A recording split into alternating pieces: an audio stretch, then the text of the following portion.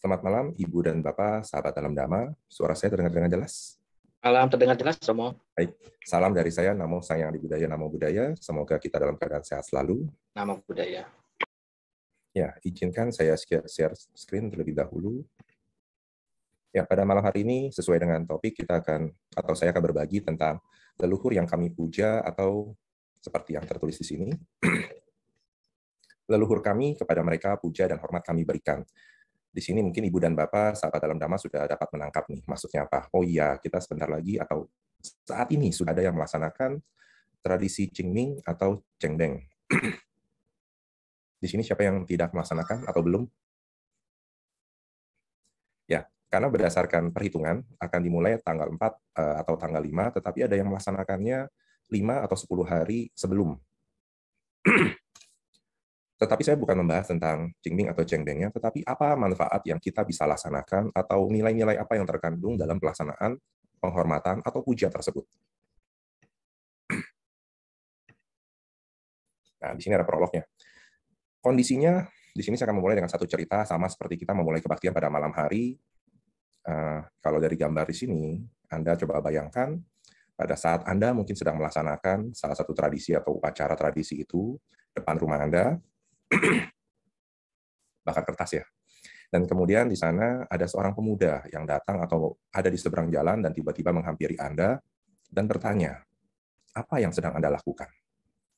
Nah, jawabannya Anda pasti akan menjawab bahwa, oh, kami sedang membakar uang kertas atau kertas yang berupa uang. Dan ditanya kembali, tujuannya untuk apa? Sebagian pasti akan menjawab, mengirimkan uang kepada yang sudah meninggal. Nah, itu jawabannya ya. Umum, saya mengambil yang umum. Dan ternyata pemuda itu menjawab, oh ya, saya juga sedang menunggu uang kiriman dari orang tua saya. Nah, kalau Anda di posisi yang sedang bakar kertas, bertemu dengan pemuda ini, dan mendengar jawaban dari pemuda ini, Anda mengira pemuda ini siapa? Tentu yang meninggal ya, karena dikira menunggu uang kiriman juga. Padahal pemuda itu lagi kehabisan ongkos dan menelpon orang tuanya untuk menerima transferan uang. Di sini apa yang kita bisa ambil dari cerita prolog ini, ada perbedaan makna tradisi, ataupun tradisi ini akan hilang, karena tidak ditangkap esensi dari keturunan atau kita yang masih muda, ataupun nanti suatu saat anak cucu kita yang berikutnya. Nah, ini yang perlu pesan-pesan ini yang disampaikan.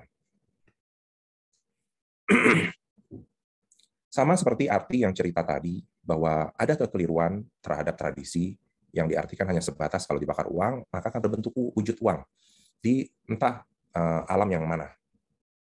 Sama juga, sebelum saya lanjutkan, kita akan menggunakan kata peta di sini. Nah, ternyata juga banyak di antara saudara kita, atau mungkin kita juga, yang mempunyai kekeliruan tentang arti kata peta. Di sini, sahabat dalam Dhamma atau Ibu Bapak sekalian yang hadir di Zoom ini, di Kebaktian Wihara Pelita Masuka, apa arti dari peta? Coba bisa tulis di chat, arti dari peta apa? Silakan, biar saya tahu dulu apakah kita mempunyai pemahaman yang sama atau berbeda. Bisa bantu saya? Saya lihat dulu, ada yang menuliskan. Sebuah alam, Romo. Nah, ini sebuah alam. Alam apa? Disebutnya apa peta itu? Makhluk halus. Kalau kita makhluk kasar ya. Ada yang lain? Setan. Nah, ini dia. Akhirnya yang kata yang saya tunggu-tunggu keluar juga. Ada yang menjawab dengan arti setan. Anda perhatikan di sini kekeliruan seperti gambar ya. Kalau ada yang pernah nonton film Conjuring, mungkin bisa menangkap yang gambar ini yang tulisannya Filak. Padahal nama aslinya adalah Falak. Nah, di sini anekdotnya adalah kekeliruan pada saat penulisan. Tadi ada yang menjawab dengan setan. Kalau berdasarkan Kamus Besar Bahasa Indonesia, kata setan itu adalah roh jahat yang selalu menggoda manusia untuk berbuat jahat. Jika memang arti itu yang digunakan untuk leluhur kita yang meninggal, apakah memang, nah dia menjawab makhluk di alam rendah, apakah memang ketika persembahyangan tradisi Cengbeng atau Qingming ini dilaksanakan, bahwa kita sedang melaksanakan persembahyangan kepada para setan? Mungkin Anda yang sudah belajar agama Buddha, sudah menangkap bahwa setan itu yang berbeda artinya dengan yang tertulis, yang mengganggu atau roh jahat ini. Tetapi jika kata setan ini digunakan ketika ada yang bertanya, saudara kita atau tetangga Anda yang di sebelah rumah bertanya, apa yang Anda sedang lakukan? Oh, saya sedang melakukan persembahyangan setan. Nah, maksudnya tuh setan itu orang yang sudah meninggal, itu maksudnya kita. Atau di alam peta. Tapi kalau saudara atau tetangga kita yang tidak belajar ajaran Buddha, ketika mendengar kita menyembahyangi setan, coba dipikirkan. Nah, mungkin penggunaan kata ini kurang tepat ya. Kenapa? Nanti kita lanjutkan. Kenapa peta itu bukan setan? Nah, ada juga yang mengartikan sebagai arwah, jiwa orang yang meninggal, ataupun roh. Di sini roh ini karena menggunakan satu pengertian keyakinan yang ada di Indonesia yang kita kenal, sehingga kata ini dijadikan sebagai sesuatu yang baku. Tetapi apakah kita mengenal tiga-tiganya? Mungkin kata yang kedua yang lebih tepat, tetapi kurang tepat sekali ya, baru setengahnya. Saya lanjutkan dulu. Peta, siapa mereka dan kenapa? Nah, jika kita berangkat dari kata peta, peta itu sebetulnya kurang tepat jika diartikan sebagai setan. Kalau tadi ada yang mengatakan sebagai makhluk yang di alamnya rendah, itu alamnya, tetapi mereka sesungguhnya adalah mereka yang terlahir dalam keadaan kelaparan, yang penuh dengan kelaparan. Itulah peta. Peta ini biasanya digunakan untuk yang gender pria. Kalau yang wanita disebutnya peti, peta dan peti. Jadi ada di alam sana juga jenis kelamin yang dibedakan. Dan kenapa mereka bisa terlahir di sana? Nah, di sini Anda harus perhatikan. Terkadang apa yang kita dengar, apa yang kita pelajari, atau apa yang kita lihat, mempunyai pengaruh dari budaya. Seperti yang sahabat dalam Dhamma melihat dalam screen, kalau di screen Anda, gambarnya gambar apa ya? Lagi ada konferensi atau meeting ya. Nah, ini bentuknya pocong. Nah, apakah pocong ini salah satu makhluk yang sebagai disebut sebagai peta? Bisa iya, bisa tidak. Tetapi yang pasti, jika Anda atau kita mengenal makhluk yang bernama pocong ini dipengaruhi oleh budaya. Maksudnya apa? Budaya sebelum agama Muslim atau Islam masuk Indonesia, mungkin setan pocong atau makhluk pocong ini belum ada. Nah, Anda bisa menjawab pertanyaan ini, sebetulnya logika. Karena sebelum masuknya ajaran Islam ke Nusantara, jenazah itu rata-rata langsung dikubur atau dikremasi. Nah, setelah masuknya ajaran Islam, baru ada yang model dengan kain kafan. Jadi di sini adalah adanya proses budaya. Jadi terkadang yang muncul di pikiran kita terhadap makhluk yang kita sebut peta dan akhirnya menjurus ke setan, itu pengaruh dari budaya juga. Coba bayangkan, apakah pocong itu bisa ada di negara Tiongkok? Sepertinya nggak ada. Atau mungkin Anda berpikir, oh ya, di sini juga mungkin nggak ada wampir ya, yang lompat-lompat itu. Karena adanya di sana. Nah, akhirnya kita dipermainkan oleh pikiran kita bahwa itulah makhluk peta. Sesungguhnya bukan seperti itu ya. Kita lanjutkan dulu. Kenapa mereka bisa terlahir ke alam peta di dalam Janusoni Sutta? Mereka yang melaksanakan atau yang sudah melakukan dasa akusala kama, 10 perbuatan yang kurang baik, ini yang dapat terlahir ke alam peta atau alam yang penuh kelaparan. The state of hungry. Di sini yang melalui 3 pintu. Jadi kalau yang dilakukan melalui perbuatan, ucapan, dan pikiran, kalau perbuatan itu membunuh, mencuri, seksualnya tidak pantas, ucapan berbohong, memecah belah, kasar, dan pembicaraan tiada guna, pikiran, keserakahan, kemarahan, dan ketidaktahuan. 10 hal ini jika dilakukan atau sudah dilakukan atau mempunyai akumulasi dari kehidupan-kehidupan yang lampau, dapat menyebabkan terlahirnya satu makhluk ke alam peta. Atau ya makhluk ini bisa menjadi peta, terlahir ke alam yang penuh dengan kelaparan. Pada zaman Buddha, apakah makhluk ini dikenal? Ya, mungkin Anda sudah tahu, pernah mendengar ceritanya ketika Raja Bimbisara menerima kedatangan dari Buddha beserta sangga atau murid-murid Buddha. Dan kemudian Raja Bimbisara memberikan dana makanan yang tentunya jika kita seperti Raja Bimbisara atau Anda mendapat kesempatan berdana makanan kepada anggota sangga, yang muncul adalah perasaan gembira. Pasti ya, gembira, sukacita, pokoknya yang bahagia-bahagia. Bimbisara juga sama. Tetapi apa yang terjadi pada malam hari, selesai dia berdana, seakan-akan dia bermimpi atau nyata, semua pintu dan jendela, ini berdasarkan cerita dalam sutta,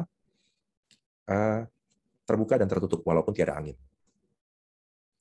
Dan Raja Bimbisara pada saat itu yang dalam posisi sedang tidur, tiba-tiba seperti dihampiri oleh banyak orang, banyak makhluk yang berwujud seperti orang ya. Jadi bukan sesuatu yang menyeramkan. Namun yang beliau tahu atau berdasarkan ingatan beliau, mereka yang menghampiri beliau adalah yang merasa dia kenal, itu adalah orang yang sudah meninggal semua. Dan mereka ini seperti sedang menuntut sesuatu kepada Bimbisara. Dan karena ketakutan, Raja Bimbisara melarikan diri, dan dalam pengejarannya atau dalam pelariannya, Raja Bimbisara berhasil ditangkap oleh makhluk-makhluk tersebut. Dan Raja Bimbisara terbangun. Dalam ceritanya terbangun. Tapi ketika dia terbangun, ternyata genggaman ketika dia berhasil digenggam, itu masih ada. Jadi bekas orang dicengkram. Nah, apakah itu satu kenyataan atau mimpi? Nah, ini yang membuat dia menjadi pagi hari menjadi letih, lesu, dan akhirnya dia menemui Buddha. Ya, mungkin komplain. Kok setelah melaksanakan dana makanan malah mimpi buruk seperti itu? Bahkan genggaman yang dia rasa mimpi itu seperti nyata karena ada dalam fisik dia. Dan Buddha sampaikan bahwa mereka yang hadir pada saat yang dianggap mimpi tersebut adalah leluhur atau kawan-kawan dari Raja Bimbisara yang ingin meminta pertolongan kepada Raja Bimbisara agar dapat diaspirasikan kebajikan yang dibuat oleh Raja Bimbisara ketika berdana kepada Buddha ataupun Sangha. Nah, dikisahkan Raja Bimbisara menuruti pesan Buddha dengan berdana makanan, berdana juga kepada Buddha. Jadi, dikisahkan dalam sutta pada saat itu, ketika Raja Bimbisara akan mempersembahkan semuanya, makhluk alam peta dapat melihat alam manusia, dan alam manusia dapat melihat alam peta. Pada saat itu ya, kalau sekarang mungkin Anda yang harus mempunyai kemampuan di Basota, di Bacaku, mata dewa untuk dapat melihat hal tersebut. Tapi ini tidak. Pada saat itu, masing-masing dua dunia ini dapat melihat. Dan ketika Raja Bimbisara mempersembahkan air, mereka itu seperti yang di alam peta, seperti dicurai hujan, seperti dimandikan. Dan ketika diserahkan jubah, makhluk-makhluk tersebut memperoleh pakaian yang baik. Dan ketika dipersembahkan makanan, makhluk di alam peta tersebut dapat menerima persembahan makanan tersebut. Nah, pesannya apa yang bisa kita ambil? Ternyata apa perbuatan baik yang bisa kita lakukan? Kita dapat mengaspirasikan kepada mereka yang sudah meninggal untuk dapat turut merasakan kebahagiaan dari perbuatan baik tersebut. Nah, cerita tersebut merupakan latar belakang dari satu sutta yang bernama Tirobuddha Sutta. Jadi ini cuplikan atau awal penggalan dari Tirobuddha Sutta. Di luar dinding mereka berdiri dan menunggu, dan di perempatan serta pertigaan jalan kembali ke rumah mereka yang dahulu. Mereka menunggu di samping tiang-tiang gerbang. Nah, nanti Ibu dan Bapak, sahabat dalam Dhamma, bisa mencari ya Tirobuddha Sutta untuk dapat dilihat, dibaca semua. Karena cerita ini, sutta ini dilatar belakangi oleh cerita yang saya sampaikan tadi. Raja Bimbisara yang ketika bermimpi buruk. Ini yang pesan terdapat dalam Tirobuddha Sutta. Lalu dalam masa-masa seperti sekarang ini, seperti yang ketika kita akan menyambut Cengbeng ini, apa yang bisa kita lakukan? Ini adalah momen yang baik. Momen yang baik bahwa kewajiban atau kebajikan yang bisa kita laksanakan. Romo kok bicaranya tentang kewajiban ya? Apakah memang wajib menyembayangi mereka yang sudah meninggal, terutama leluhur? Kembali kepada Sigalowada Sutta, kewajiban seorang anak kepada orang tua. Setelah mereka meninggal, melakukan persembahyangan dalam bentuk apapun. Ini kewajiban yang nomor 4. Dan kewajiban nomor 5, dan melakukan persembahan dengan perbuatan baik atas nama mereka yang sudah meninggal. Jadi dua kewajiban bisa kita laksanakan dalam menyambut, atau mungkin kita sebut sebagai perayaan Cengbeng ini. Karena sampai hanya di tahun ini ya baru mulai, Menteri Agama mengucapkan selamat merayakan Cengbeng. Anda bisa mendapatkan berita ini di websitenya Kementerian Agama ya, karena saya mendapatkannya dari Twitter. Saya juga cukup salut kepada Menteri Agama kita yang saat ini menjabat, karena beliau berusaha mengayomi semua agama dan keyakinan. Yang bisa kita lakukan apa? Kita melakukan persembahyangan yang menurut tradisi, nah ini ya, menurut tradisi beberapa melaksanakan dengan melakukan puja, melakukan dengan persembahan makanan. Apakah mereka dapat menerima makanan ini? Jika kita melihat atau mendengar yang seperti cerita tadi, makhluk peta dapat menerima getaran-getaran, jadi bukan berarti makanannya ini langsung dimakan ya, tidak. Tetapi apa yang kita berikan, ini membuat perasaan mereka bahagia. Nanti di dalam Tirobuddha Sutta Anda dapat menemukan. Atau nanti di slide berikutnya ya, itu ada potongan atau penggalan dari Tirobuddha Sutta kembali. Jadi tidak ada yang salah jika kita melakukan puja dalam bentuk makanan. Yang bisa kita lakukan, puja makanan ini mungkin yang kita perbaiki. Jangan melakukan dengan makhluk berjiwa. Jadi ya makanannya yang vegetarian. Karena jangan sampai kita mengorbankan makhluk lain untuk menghormati leluhur kita. Ataupun yang seperti ini. Melakukan persembahyangan dengan bakar kertas. Sebelum Anda bertanya, saya yang akan menjawab terlebih dahulu. Bakar kertas, kalau Anda bertanya kepada saya menjawab boleh. Namun, kadarnya yang dikurangi. Kenapa? Nanti ada. Justru pada saat kewajiban atau kebajikan yang dilakukan ketika memasuki bulan Cengbeng ini, seperti yang di slide ini yang bisa kita munculkan. Jadi perbuatan baik yang seperti apa yang bisa kita lakukan? Saya lupa, tapi yang pasti saya pernah sharing tentang Welama Sutta kepada teman-teman atau sahabat di Pluit Damasuka. Namun di sini saya membuat ringkasannya. Dalam Welama Sutta, kita dapat berbuat kebajikan, kalau dikatakan kebajikan untuk kewajiban ya, sebagai seorang anak atau sebagai seorang keturunan dari satu leluhur. Yang pertama, kita melakukan otomatis pasti berbuat baik, melalui 3 pintu tadi. Kalau tadi di Janmusoni Sutta, itu aku salah kama yang bisa diperbuat dengan 3 pintu, justru 3 pintu itu kita lakukan dengan berbuat baik. Jadi melalui ucapan, pikiran, dan perbuatan. Dan yang kedua, kita bisa melaksanakan dana. Nah, dalam Tirokuda Sutta, perbuatan baik yang tertinggi adalah memberikan dana kepada sangga. Jadi dana ini bisa dilakukan kepada siapa? Salah satunya kepada sangga. Ini yang tertinggi. Dan di sini dalam Welama Sutta itu ada urutan-urutannya. Jadi dana itu bisa kita berikan berapa kali ada kelipatannya. Kalau dulu saya pernah membahas kepada Anda juga, di dalam Dakina Wibangga Sutta, ada 14 makhluk, dan salah satu makhluk yang paling rendah adalah binatang. Tetapi di sini, dalam perbuatan kebajikan berdana, sama juga ada kelipatannya.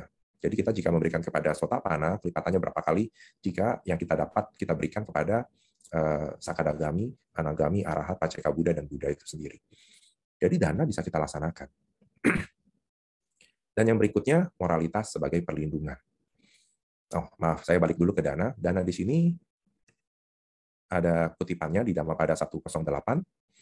Sama seperti yang tadi saya sampaikan, ketika kita memberikan persembahan bukan dengan cara mengorbankan makhluk lain. Dan di Dhammapada Atthakatha, khususnya di ayat 108, ini juga sama.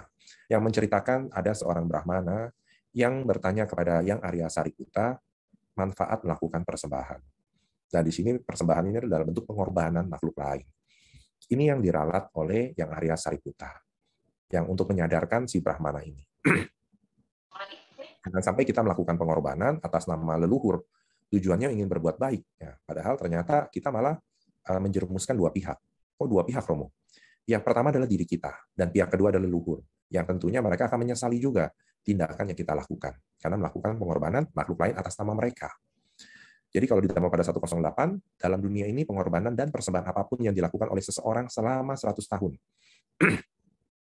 Untuk memperoleh pahala dari perbuatannya itu, semuanya tidak berharga seperempat bagian pun daripada penghormatan yang diberikan kepada orang yang hidupnya lurus. Nah, di sini juga sama yang disampaikan Yang Arya Sariputta, adalah dalam bentuk penghormatan ataupun dana kepada mereka yang sudah mencapai kesucian atau sangga. Nah, ini yang dana tadi.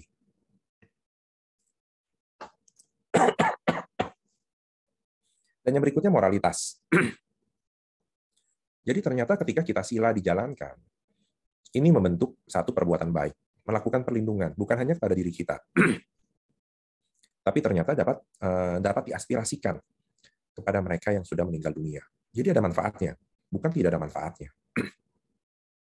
Karena otomatis kan jika kita melaksanakan moralitas, terutama sila pertama, misalkan ya sila pertama, Anda dapat berlatih untuk tidak menyebabkan makhluk lain menjadi kehilangan, dan itu ketika akan mendatangkan satu kebahagiaan bagi diri Anda, kemudian Anda aspirasikan kebahagiaan itu kepada leluhur Anda yang sudah meninggal dunia, ini akan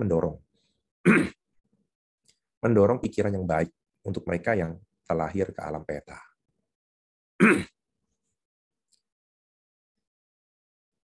Yang berikutnya, moralitas yang disampaikan, yang tadi saya sampaikan, ini terdapat dalam kutipan Dhammapada 190 sampai 191, tetapi rangkaian cerita di Dhammapada Atthakatha itu dimulai dari ayat 188 sampai 192. Ini yang menceritakan seseorang yang bernama Agiyadatta, bagaimana dia dapat memperoleh perlindungan dengan memberikan persembahan, sama seperti yang tadi ya, bahwa dia berpikir bahwa ketika melakukan persembahan kepada pohon karena ingin mencari perlindungan, persembahan kepada batu karena ingin mencari perlindungan, atau kepada satu makhluk tertentu karena ingin mencari perlindungan. Nah, ini yang disampaikan Buddha, bahwa hal tersebut tidak akan dapat menolong mereka. Yang dapat menolong mereka adalah berlindung kepada Buddha, Dhamma, dan Sangha dengan cara melihat 4 kebenaran mulia. Yang di sini Buddha menyampaikan, ya harus memahami catur Arya Sacani. Nanti mereka otomatis akan terlindungi sendiri, karena mereka akan terbebas mencapai pencerahan. Karena dengan mencapai pencerahan, ya mereka akan terlindungi dari semua yang kurang baik. 10 belenggu dasa samyojana otomatis akan patah semua. Yang berikutnya konsentrasi dan cinta kasih. Nah, ini. Jadi ketika kita melaksanakan meditasi ataupun khususnya meditasi metta bhavana, ini bisa dilaksanakan. Dan ini bisa diaspirasikan kepada leluhur kita yang sudah meninggal. Mungkin pertanyaan yang sering muncul adalah, Romo, apakah saya bisa tahu apa yang saya berikan, apa yang saya aspirasikan sampai ke leluhur saya? Jawabannya belum tentu. Loh, kok Romo? Ini Romo saat ini sedang menganjurkan kami untuk dapat memberikan persembahan kepada mereka, tapi kok jawabannya belum tentu. Kenapa belum tentu? Karena mereka, leluhur kita, yang terlahir ke alam peta, mereka lah yang dapat menerima atau merasakan semua ini yang sedang kita bicarakan. Tetapi jika mereka terlahir ke alam selain dari alam peta, ya, mereka tidak dapat merasakannya atau mendapatkannya. Nanti di slide berikutnya ada. Jadi kenapa konsentrasi dan cinta kasih ini diperlukan atau di Welama Sutta disebutkan. Di dalam Itiwutaka 27 di sini menceritakan bagaimana kita dapat memberikan rasa cinta kasih bahkan kepada seorang musuh kita sekalipun. Mungkin kalau kita punya musuh, kita selalu berpikir, amit-amit ya Bang Bayi, semoga saya tidak bertemu dengan dia lagi, nanti saya berpikir buruk terhadap dia. Nah, justru pikiran-pikiran itu yang tidak muncul. Justru bagaimana dengan cinta kasih, kita dapat mendoakan mereka juga turut berbahagia. Kalau Anda bertanya kepada saya, Romo, apakah Romo sudah bisa melakukan itu? Saya juga sedang belajar. Dan untungnya sampai saat ini masih terjaga untuk tidak sampai melakukan pikiran-pikiran yang kurang baik kepada seseorang yang kurang saya sukai. Bukan saya tidak suka ya, kurang. Karena rasa suka atau tidak suka ini akan sesuatu yang relatif. Karena lambat laun, kalau dulu dia seseorang kita tidak suka, mungkin suatu saat perasaan itu akan menjadi hambar. Karena jarang interaksi, dan akhirnya kita juga dapat melupakan hal-hal yang kurang baik terhadap diri orang tersebut. Itu yang saya sampaikan tadi. Dan yang berikutnya, perbuatan baik yang sesungguhnya yang harus bisa kita lakukan adalah memunculkan atau menumbuhkan kebijaksanaan dalam diri kita. Samadhi. Pikiran yang baik di sini adalah kebijaksanaan. Kenapa? Ini penjelasannya ada sebetulnya, saya masukkan di sini di dalam Dhammapada 374, ayat 374. Bila seseorang dapat melihat dengan jelas akan timbul dan lenyapnya kelompok kehidupan, maka ia akan merasakan kegembiraan dan ketentraman batin. Sesungguhnya bagi mereka yang telah mengerti, tak akan ada lagi kematian. Jadi jika kita memahami pancakanda, nama rupa, kenapa kita bisa muncul dalam bentuk manusia seperti ini? Ya, kita memahami siapa kita, siapa yang ada di sekeliling kita, tanpa membeda-bedakan mereka. Nah, ini kebijaksanaan yang muncul. Ini yang Buddha harapkan kita untuk dapat mencapai hal tersebut.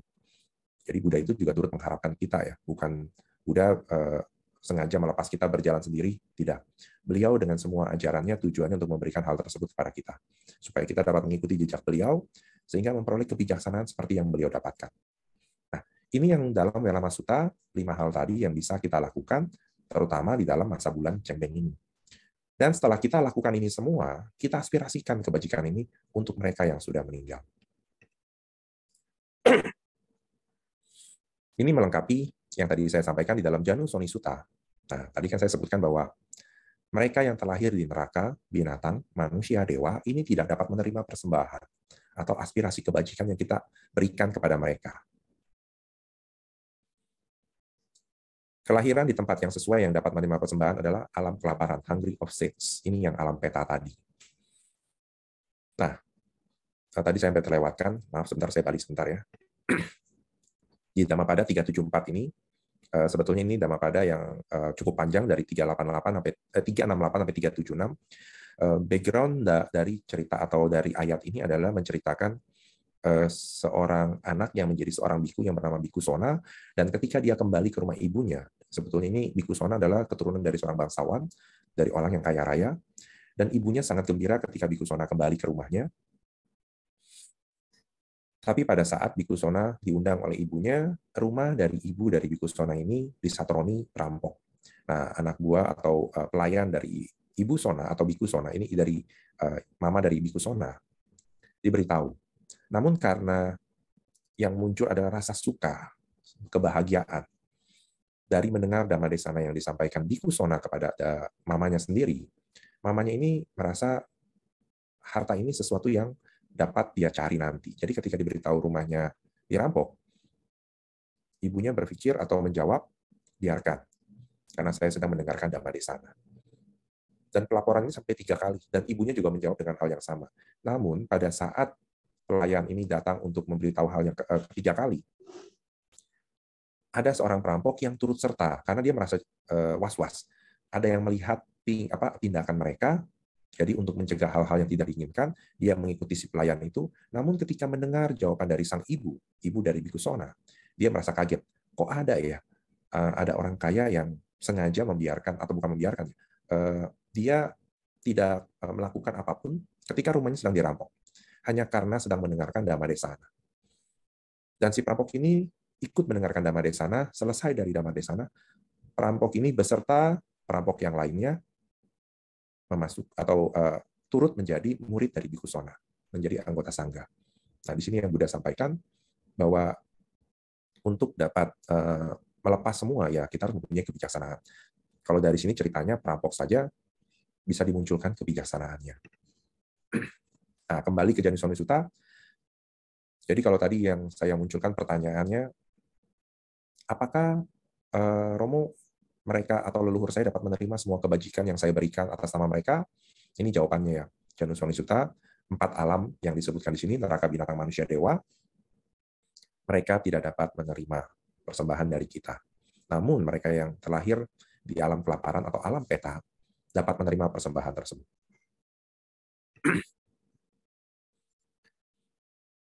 Di Welama Sutta sudah dijabarkan bagaimana kita melakukan pemberian atau perbuatan baik, dan di Januswami Sutta juga diungkapkan bagaimana atau jika leluhur yang bisa dapat menerima persembahan dari kita. Nah, ini yang tadi saya sampaikan, cuplikan atau penggalan berikutnya dari Tirobuddha Sutta. Mereka berkumpul di sana. Di sini saya menggunakan terminologi arwah-arwah karena kita sudah terbiasa mendengar kata arwah. Tapi sesungguhnya mereka tidak tepat ya disebut sebagai arwah. Kalau saya menggunakan kata peta, nantinya bahasa Pali yang muncul. Berkumpul di sana dengan bersyukur mendapat makanan dan minuman. Jadi mereka bersyukur dengan persembahan yang kita berikan. Dan mereka juga mendoakan atau memberikan aspirasi kebaikan kepada kita yang melaksanakan persembahan tersebut. Dengan mengungkapkan, semoga sanak keluarga berusia panjang. Karena mereka, kami mendapat keuntungan ini. Jadi, teks semoga sanak keluarga berusia panjang. Karena mereka, kami mendapat. Kami di sini adalah mereka, leluhur kita yang terlahir ke alam peta. Penghormatan telah dilakukan oleh mereka kepada kami. Tidak ada pemberi yang tidak menerima buahnya. Jadi, kalau kita melaksanakan, kalau ditanya apakah dapat diterima atau tidak, yang pertama kita melakukannya sebetulnya untuk diri kita sendiri. Perbuatan baik itu sudah kita lakukan untuk diri kita. Dan yang kedua, perbuatan baik tersebut dapat diterima oleh leluhur kita yang terlahir ke alam peta. Jadi tidak ada yang sia-sia. Namun yang cukup menarik adalah, kalau dulu, saya pernah cerita ini juga di Pluit Dhammasuka ya. Kalau dulu saya bersembahyang atau melakukan persembahyang kepada leluhur, papa mama saya selalu bilang, sembahyang sama angkong, ama, angco, kongco, biar kalau situ pada saat melakukan persembahyang itu akan memasuki ujian, supaya kamu bisa lulus ujian, lulus sekolah dengan nilai baik. Pernah ya, ibu bapak sahabat dalam Dhamma diajarkan berdoa seperti itu? Nah, jawabannya apa? Wah, ini yakin nih leluhur saya bisa meluluskan atau merealisasikan doa-doa tersebut. Ternyata hal-hal tersebut bukan tidak ada manfaat atau mempunyai manfaat, tetapi jika kita melihat persamaan dengan Tirokuda Sutta, di situ ada.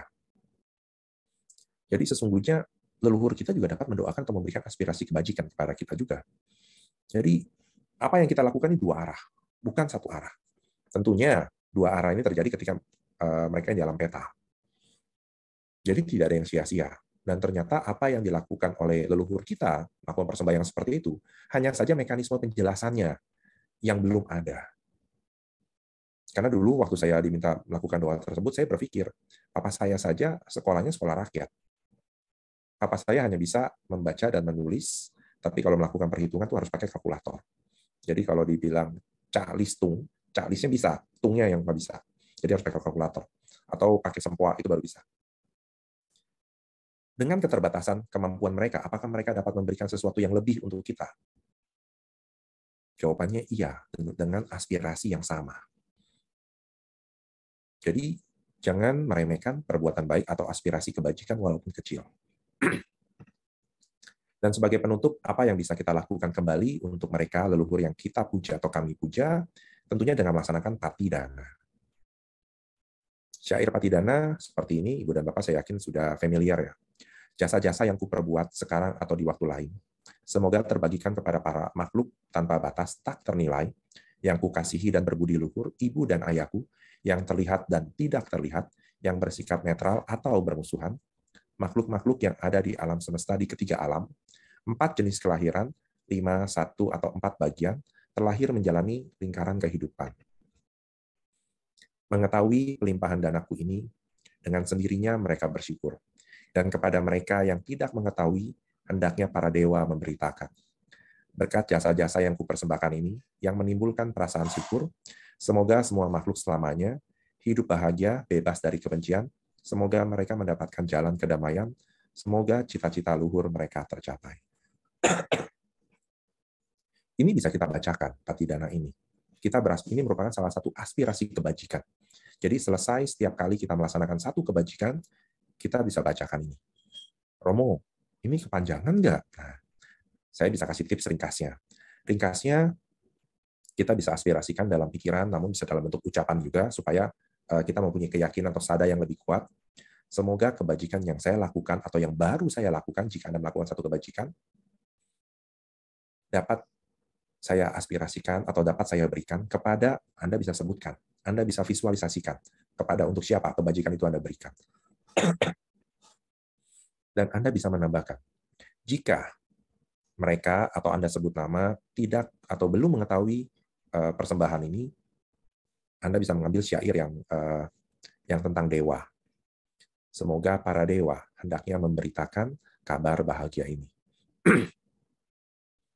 Ini akan semakin meneguhkan bahwa perbuatan bajik yang Anda lakukan dengan mengatasnamakan leluhur yang sudah meninggal tidak akan sia-sia. Ini akan menjadi satu momen yang Anda akan simpan dalam memori. Nantinya memori ini akan sangat berguna ketika proses pati sandi winyana kita, bukan pati sandi, tapi cuti cita kita. Jadi cuti itu terhenti. Pikiran yang menyebabkan kita terhenti, karena pada saat itu bahasa harafiahnya adalah ketika akan meninggal.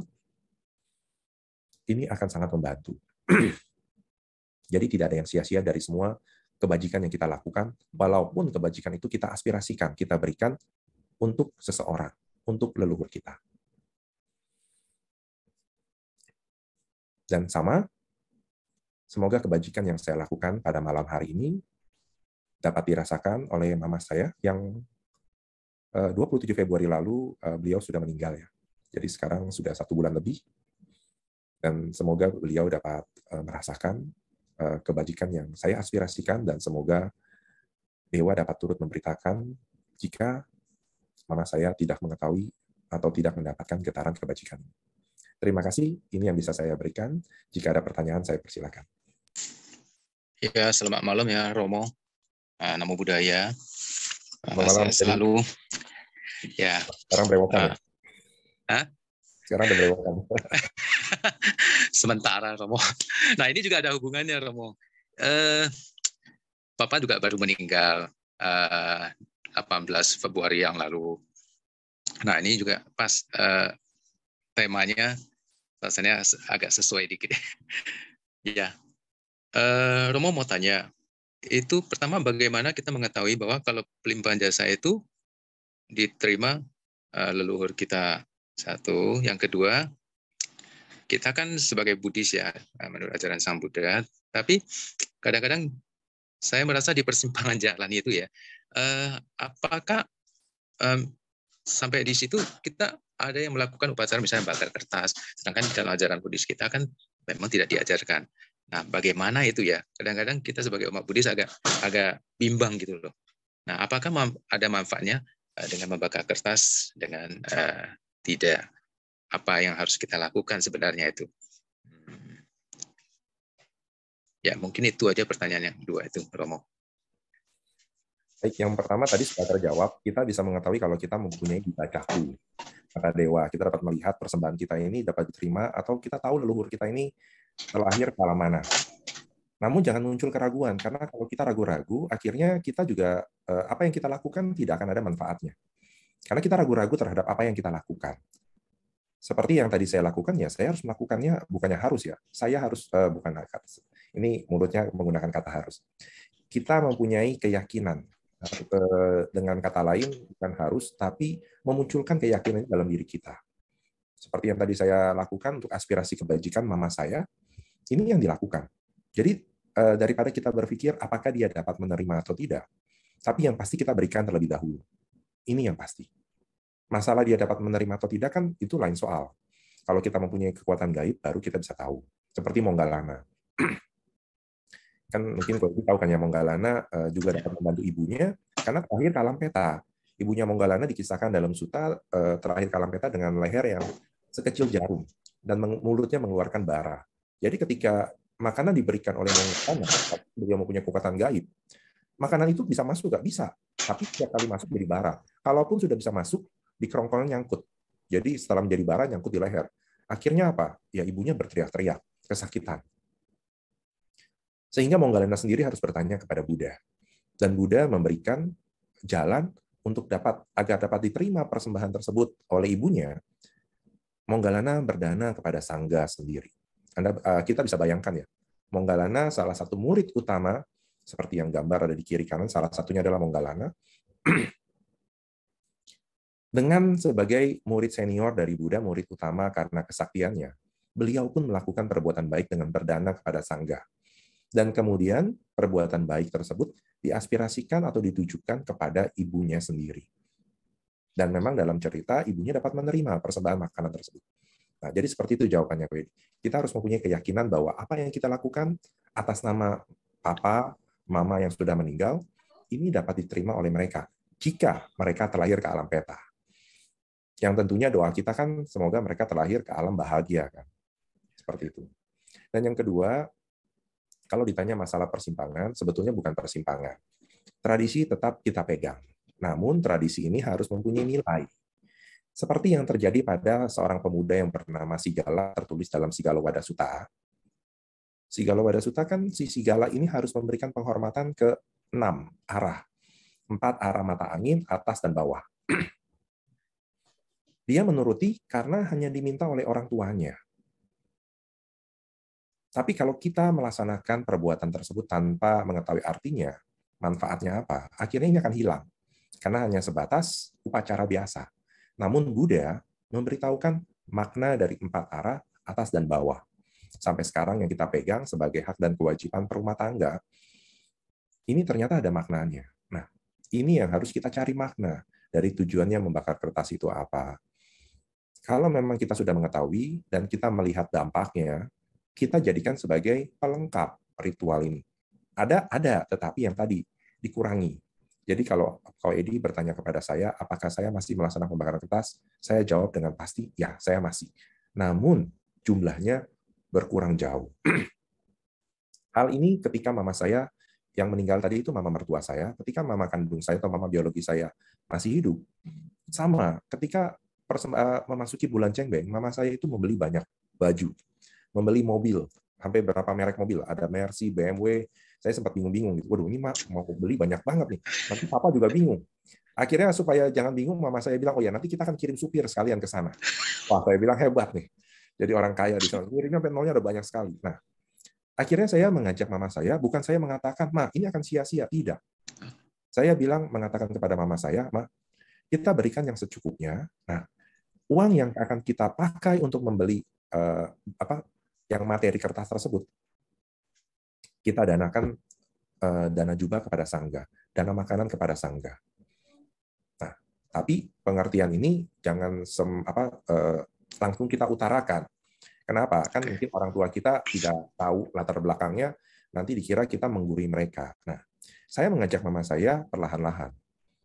Jadi setiap tahun, itu bukan berarti waktu tahun pertama ketika papa saya meninggal, melakukan persembahyaan, saya langsung melakukan hal ini. Tidak.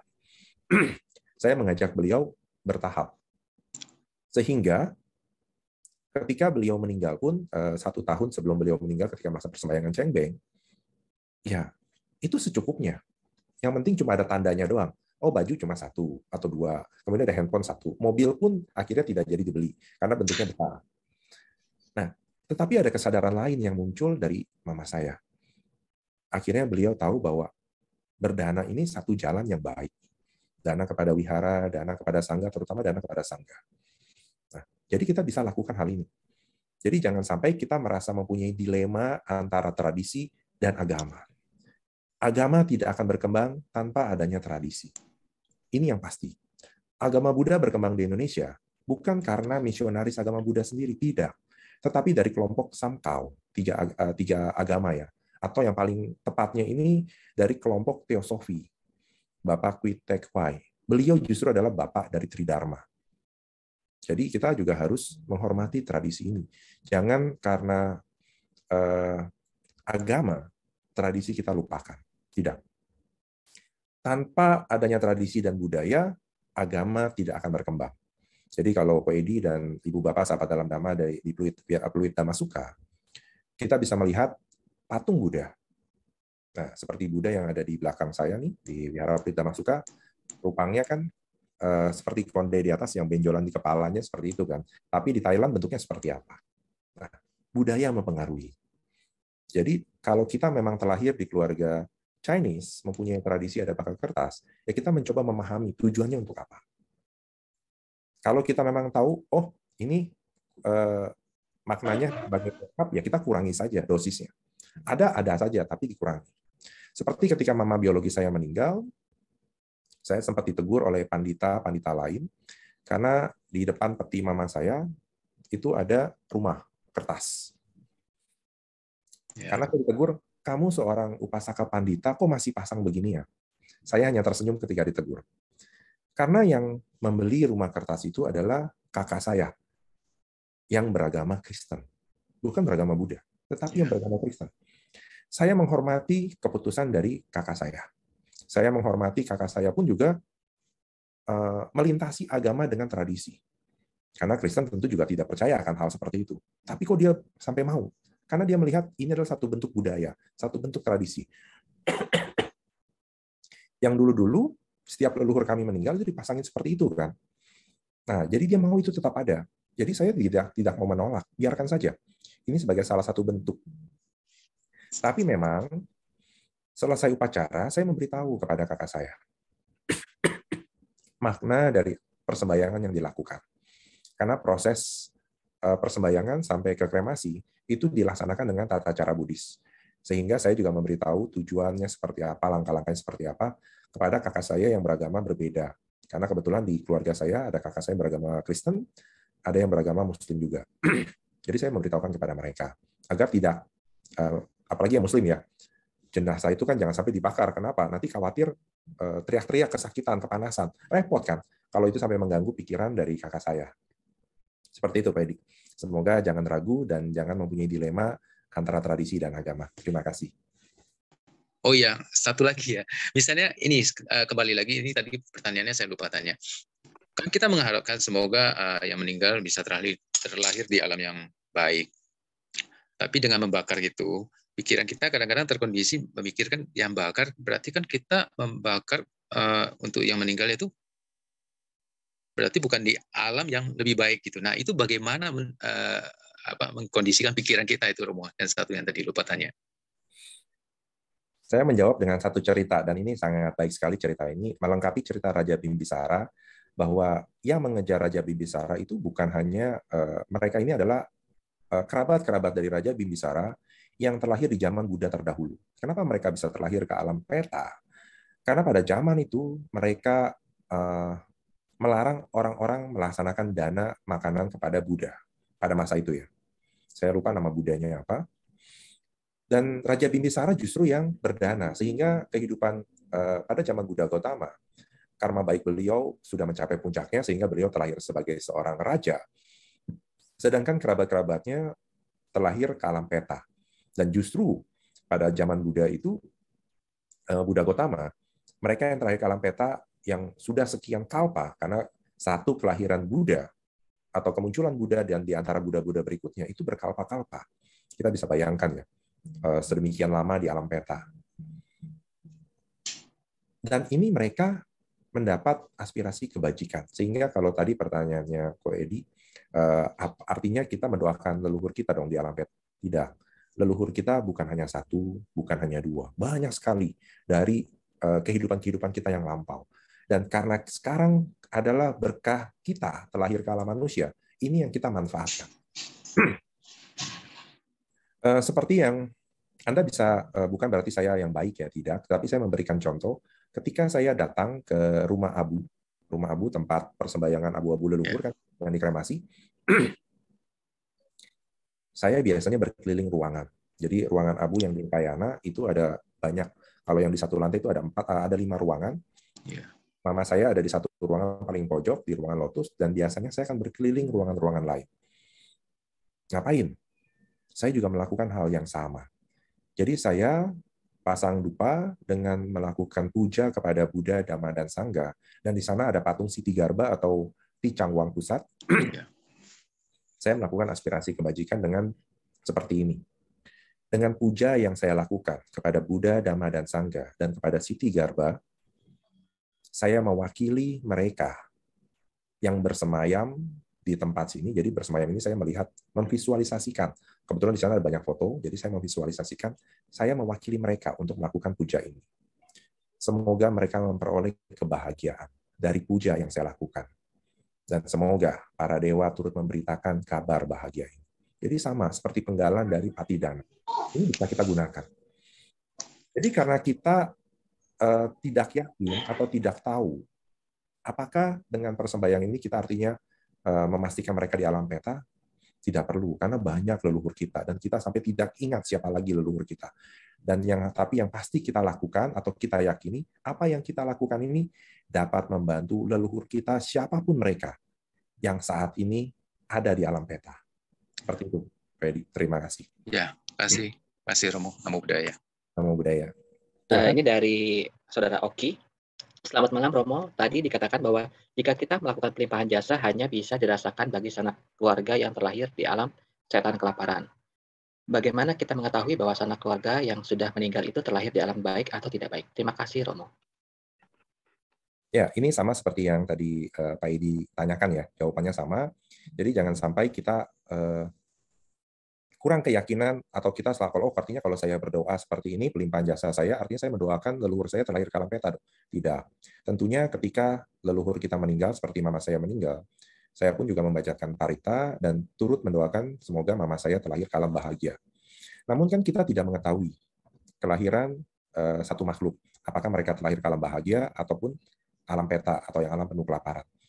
Namun yang bisa kita lakukan yaitu aspirasi kebajikan.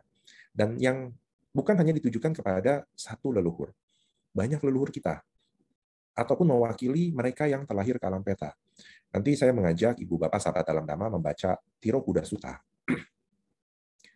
Mereka itu banyak loh, banyak yang kalau di sana di dalam Tiro Kuda Sutta, seakan-akan mereka dilupakan oleh keluarga mereka yang dahulu. Sehingga ketika ada pesta, ada banyak makanan yang berlimpah di sana, tiada seorang pun yang mengingat mereka. Mereka ini leluhur dari keluarga yang sudah meninggal ini. Nah, itu adalah penggalan-penggalan dari Tiro Kuda Sutta. Jadi kalau ditanya, ya kita melaksanakan kebajikan ya untuk mereka yang terlahir ke alam peta juga bisa. Jadi bukan hanya satu leluhur yang kita tahu. Seperti yang tadi saya lakukan, saya keliling ke ruangan rumah Abu, karena Bukan artinya saya mempunyai keyakinan ya bahwa oh ini jangan-jangan semuanya terlalu rame, tidak. Justru karena saya tidak tahu, saya melakukan hal tersebut. Dengan tujuan siapapun yang membutuhkannya dapat merasakan kebahagiaan tersebut. Seperti itu jawabannya. Terima kasih. Terima kasih, Romo. Pertanyaan berikutnya. Selamat malam, Romo. Ini dari Anindita. Saya hendak bertanya kepada Romo, jika patidana diperuntukkan untuk arwah kelaparan, bagaimana dengan Yen Ching Chai Chu atau utang karma? Apakah hanya bisa pada orang yang masih hidup saja? Terima kasih. Nah, ini istilah yang saya baru dengar. Mungkin bisa diperjelas maksudnya yang hutang karma itu seperti apa ya? Saya belum jelas pertanyaannya tadi.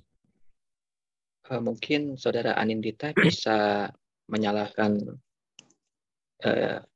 mic-nya, di-unmute.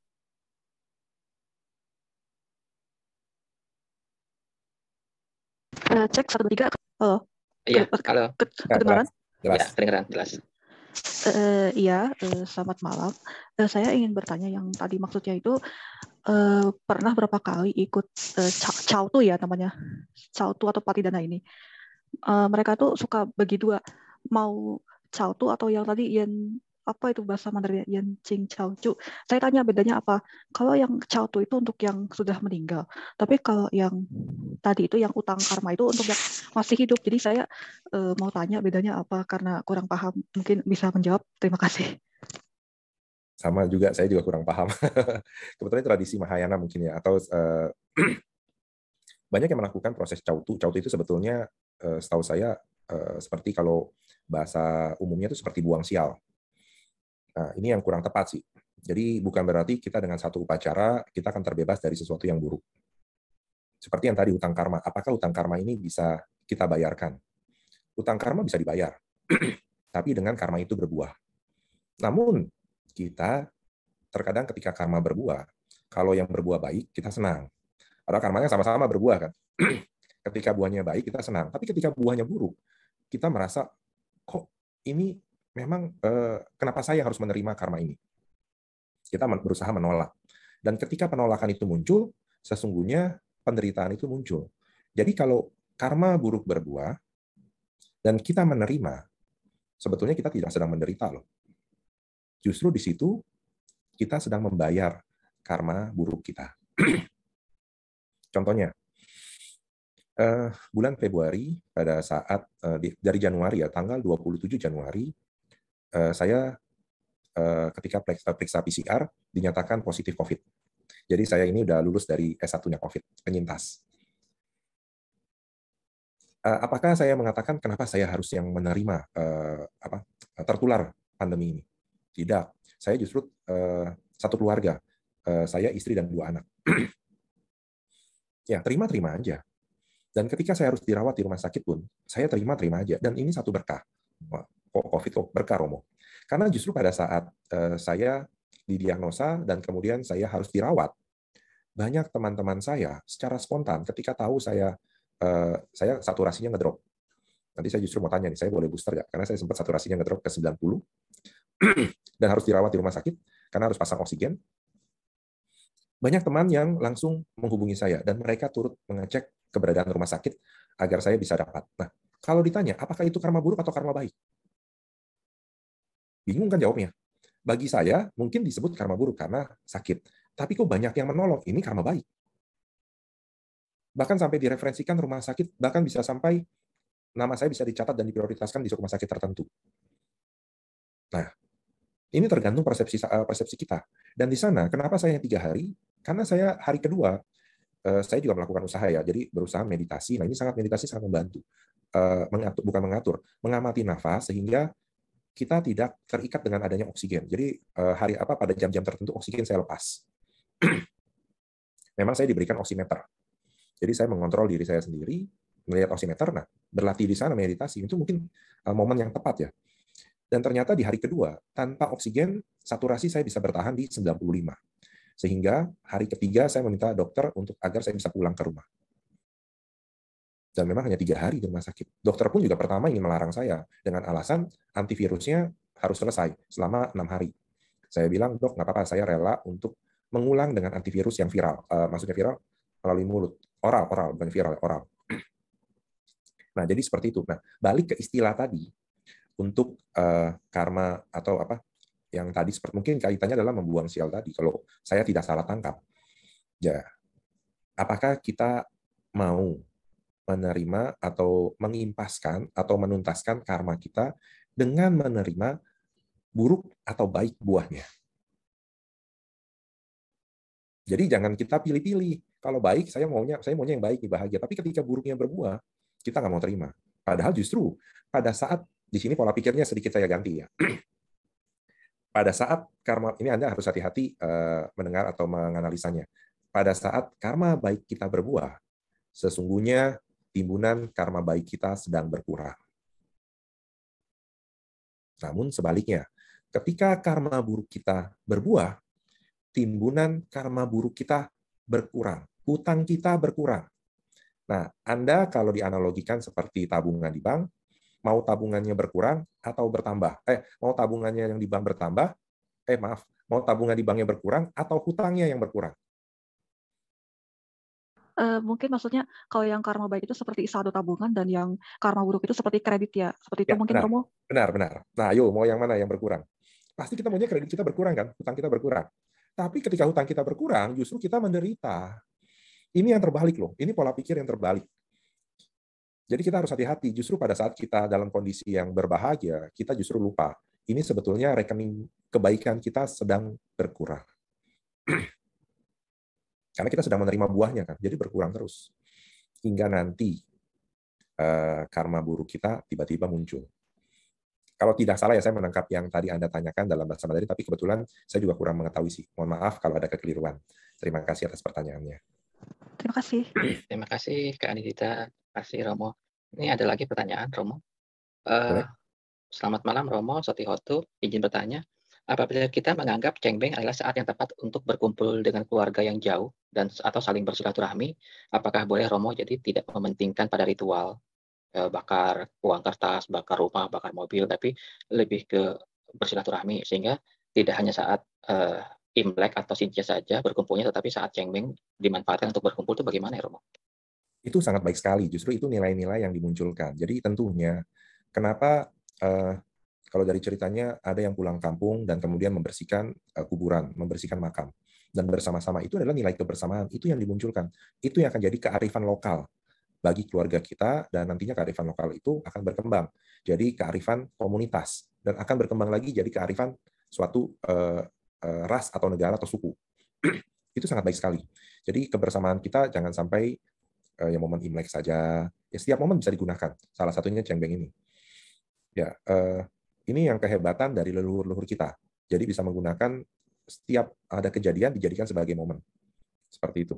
Jadi boleh-boleh saja sih. Dan justru ini satu pemikiran yang baik, dan bagi yang mendengar atau menontonnya, kalau bisa ini dapat diduplikasi, dilaksanakan. Ini sangat baik sekali. Terima kasih.